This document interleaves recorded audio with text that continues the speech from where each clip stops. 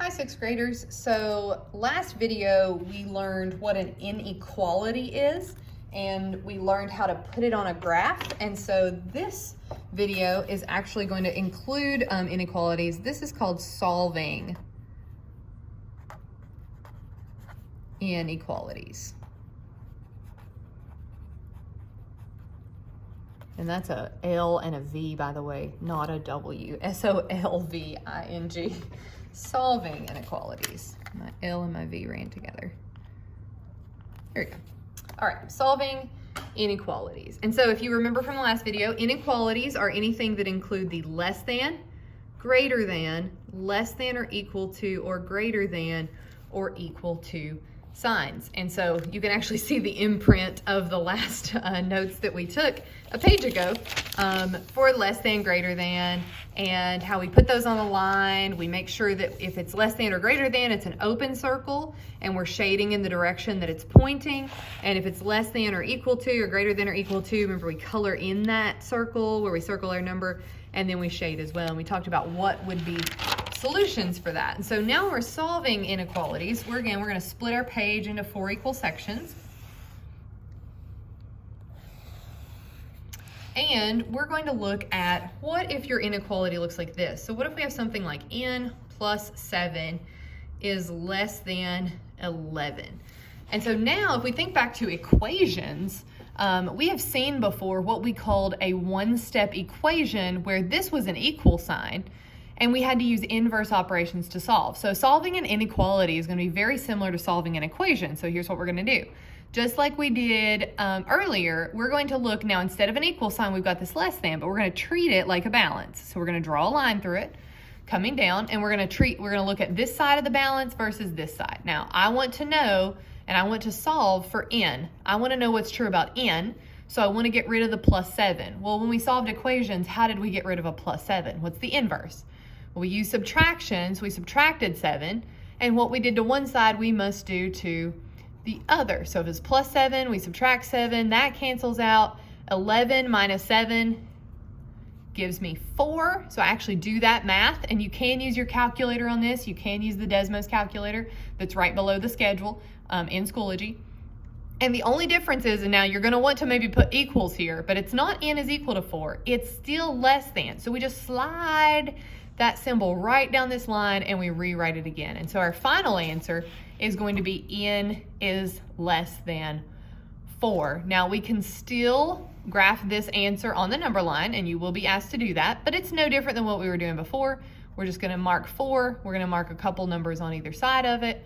We're gonna circle 4, leave it open because there's no equal to sign, and we're gonna shade everything that's less than that. Now, when we're asked about solutions, we might be asked, is the solution? Is, let's say, 1 a solution? Well, one way we can figure that out is 1 going to be in the shaded area? And if we kept going with our numbers here, we would find that that was true.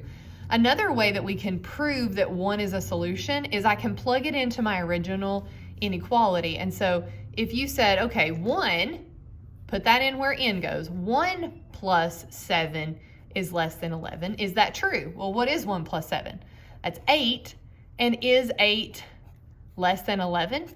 It is. And so we know that 1 is a solution. So 1 would be a solution.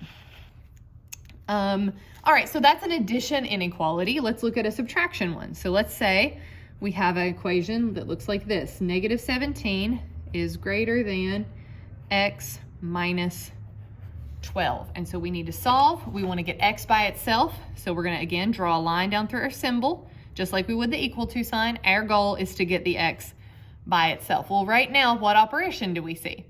We see subtraction. What's the inverse of subtraction? Addition. What are we going to add? Well, we're subtracting 12, so to get rid of it, we're going to add 12. What I do to one side, I must do to the other. So we're going to add 12 here. On this side, we get to mark it out. Minus 12 plus 12 gives me 0, and I'm left with x, and that's good. But negative 17 plus 12, and again, you can use your calculator to type that in and figure out what that answer is. That's going to be negative 5. Now, when I slide my symbol down, so I'm going to slide that greater than symbol down, I do notice that there's something that needs to happen here before I can actually graph it, and that's that the variable and the number need to be switched. So I always want my variable to come first. I always want my number to come last, which means I also need to switch my sign around. Now I'm ready to graph it on the number line, and so I draw my line. I mark the number that I need. That's -5. -4, of course, goes on one side, -6 on the other. It's going to be an open circle. I leave it open because there's no line there, and I'm shading everything less. Everything less. All right, and then again, we're gonna, ask ourselves, is something a solution? So I would maybe want to know, is, I don't know, -2 a solution? And so you could look on the number line and you could say, actually number 2 or -2 is up here, and that is not a solution. Or you could take -2 and drop it in where X is in your original problem. So is it true that -17 is greater than -2 minus 12? You could then type this into Desmos. -2 take away 12 is -14. And is it true that -17 is bigger than -14? Well, these are negative numbers. So no, that's not true. -17 is actually smaller than -14. Remember, the bigger the negative number, actually the less that it is. And so that would not be -2 would not be a solution in this case, both from the graph and doing this. So you could do it one way or another. You don't have to do it both ways every time, but that's if you're looking for a solution. All right, so far we've done an addition equation, or excuse me, not equation, inequality. Addition inequality where we had to subtract. We've done a subtraction where we had to add. So think about the 2 that we have left. Let's do y divided by 2 is less than or equal to -4. And let's do 130 is less than or equal to 13b. All right, so let's look at these. I draw my line through my inequality symbol just like I would with an equation, and I ask myself, what kind of inequality do I see? It's division. What's the opposite of division? Multiplication. This should feel very familiar to you after doing those equations. Cancel out my 2's. Y is, again, slide that symbol straight down. So less than or equal to -4 times 2 is -8. And then I'm going to put that on the number line. And so y is less than -8. I'm going to mark -8. -7 will be on this side. -9. Circle. I'm going to close it in because it does have that equal to sign, and I'm going to shade less. Everything is less than on these examples. So then I might ask myself, is 4 a solution? Is 4 a solution? So I could look on the number line, think about where 4 is, determine that, or I could take 4 and plug it in where I see y. So is 4 divided by 2 less than or equal to -4? Well, 4 divided by 2 is 2. Is 2 less than a negative number? No way.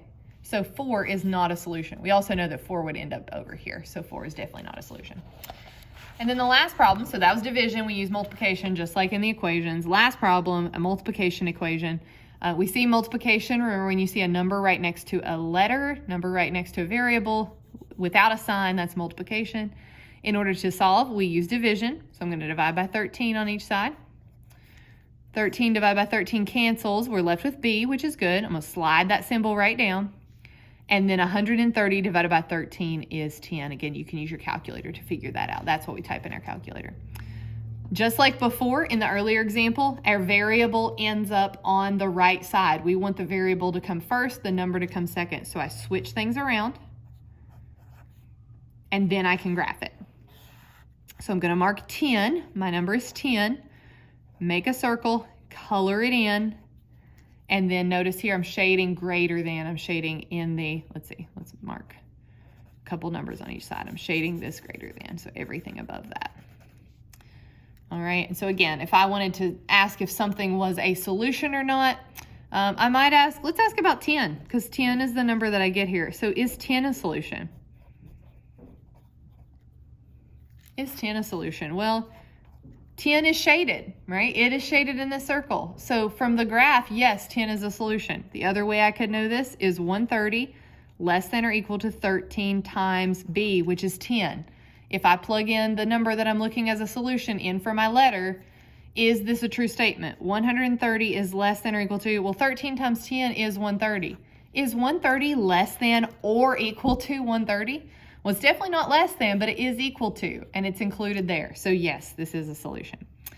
So for your practice today, you're going to be solving inequalities. Sometimes you'll be asked to stop here. You'll just be asked, hey, what's the solution? In which case you're stopping here. Sometimes you'll be asked for the graph, which you just take a step further. And sometimes you'll be asked for, is something a solution or not, which requires you to solve it, graph it, and then check the number, or to take the number and plug it into your original equation to see if it works. So that is solving inequalities. Good luck on your practice, and email me if you have questions.